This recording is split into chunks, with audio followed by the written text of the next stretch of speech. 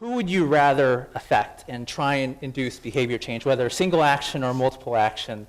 Would you rather affect the 200 million people who shop at Walmart every week, or would you rather affect the 25 people who are SVP, EVP level people at Walmart who buy all the goods that are on the store shelves? So the customers or the corporate officers? Okay. Yes, okay. Yes. Who would you try and induce behavior change?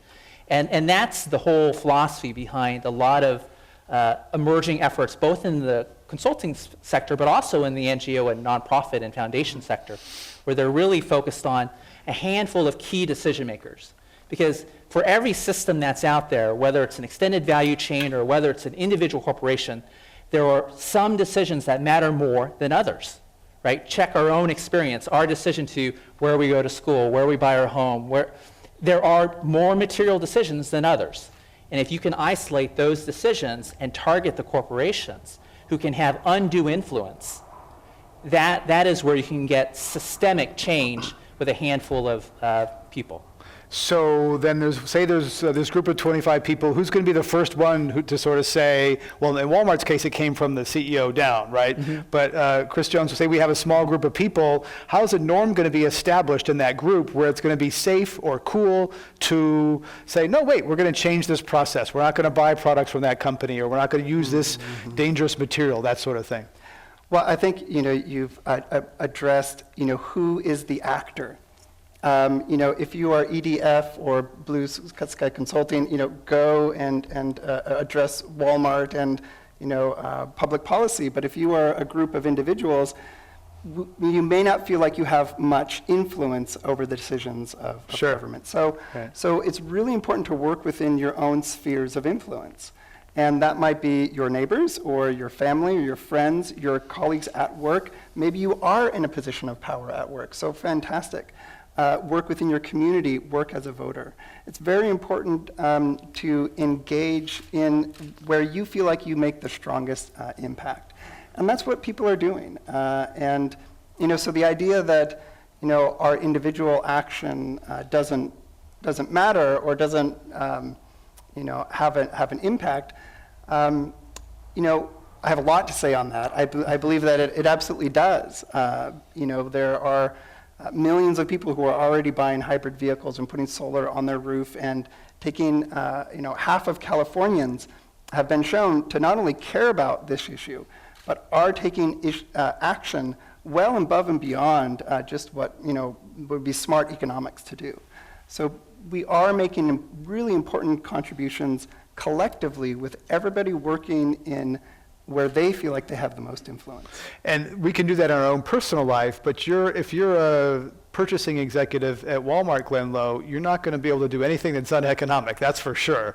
So how does that start in that group of 25 influential people? Give us a little peek inside in terms of how they move the bar forward and how new norms get established so they can actually move the bar.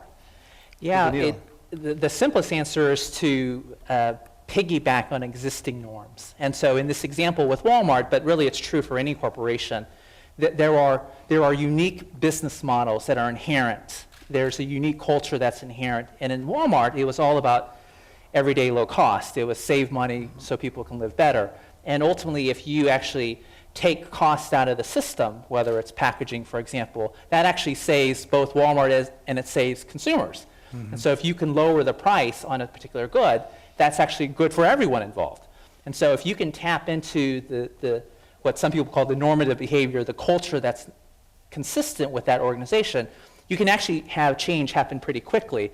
But frankly, it only fits for certain corporations. There are some corporations out there that the behavior change necessary to produce the kind of scale impacts we need are very, very difficult. And so I'll just name an example. 7 of the largest 10 corporations on the planet are in oil and gas. And you could argue that their business model is uniquely unsuited to sustainability. And so now it's more complicated than that, of course, but there is an art to try and convince executives whose short-termism, their approach to, do my stakeholders care? Do my shareholders care? No, usually not, because it's not in the balance sheet or financial statements. Do my customers care? Well, a lot of times customers don't care. At least they're not shopping with their dollars and their feet as well as we would like. They'll also ask, do my employees care? And sometimes, again, the answer is no. And so what you have are people who are corporate citizens who have fiduciary responsibility to all these stakeholders, and unfortunately, sometimes it doesn't fit the business model. And so that's the art. It's finding the right corporations that can have undue influence, but it fits with their business model as well. Gernot, you want to add into that in terms of corporations having that kind of impact or the limitations as an economist? I mean, we're just stuck by the economics. And if something's not economic, it's not going to happen, no matter how much we can talk about cultural norms or leadership. It's not going to happen. Exactly. I mean, Walmart is a terrific example. So EDF has an office in Bentonville, Arkansas. There's no reason to be in Bentonville other than it's the headquarters of Walmart.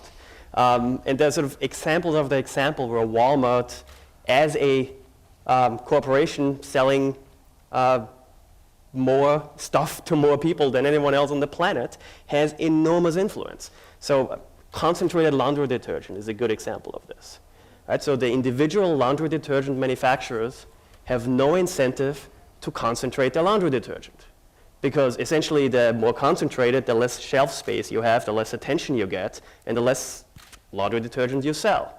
So Procter & Gamble, Unilever, right, the individual sellers have no incentive to sell the concentrated detergent. Well, Walmart can go ahead and say, we will only sell concentrated laundry detergent. So Procter & Gamble, Unilever, everyone get in line and sell the concentrated stuff. It's better for the planet, it's better for consumers, it's better for us as Walmart, and by the way, it's better for you as long as everyone else does it too. And of course, when Walmart says to Procter & Gamble, only sell concentrated laundry detergent, there's no reason for Procter & Gamble now to be selling the non-concentrated stuff in the other handful of stores. If the biggest consumer, the biggest retailer, only sells one type of your product. So Walmart, in this case, took the step, took the initiative, and now all of us, everywhere, are buying concentrated laundry detergent. Right? Now, there are counterexamples to this too, of course, where even Walmart, like Glen was saying before, simply doesn't have the influence, where it has to be policy, where it has to be a step above. And of course, right, oil companies is a pretty good example. Airlines is another one, where the entire business model would have to be turned upside down to take the steps that are necessary, that we know that are necessary to get to this low carbon, high efficiency path that we would all like to get onto.